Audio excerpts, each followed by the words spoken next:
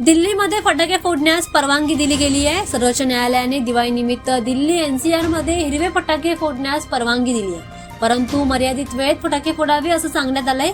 सर्वोच्च न्यायालयाच्या आदेशानुसार फटाके फक्त सकाळी 6 ते 7 वाजेपर्यंत आणि नंतर 8 ते 10 वाजेपर्यंत वाजवता येतील। तसेच 18 ते 20 ऑक्टोबर दरम्यान त्याची विक्री केली जाईल असं म्हटलंय।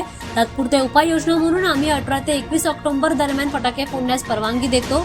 दिल्ली एनसीआर मध्ये फटाके तस्करी केली जातात आणि ती हिरव्या फटाक्यांपेक्षा जास्त नुकसान करतात असं भारताचे सरन्यायाधीश BR गवई यांनी दिल्ली एनसीआर मध्ये फटाक्यांवरील संपूर्ण बंदी शिथिल करण्याचा आदेश वाचून दाखवला।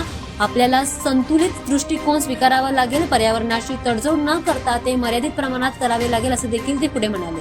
जिल्हा प्रशासनाशी सल्लामसलत करून पोलीस अधिकारी विक्रीच्या नियुक्त ठिकाणांवर लक्ष ठेवण्यासाठी राज्य प्रदूषण नियंत्रण मंडळाच्या अधिकाऱ्यांसह गस्त पथके तयार करतील। हिरवे फटाके फक्त QR कोडसह विकले जातील।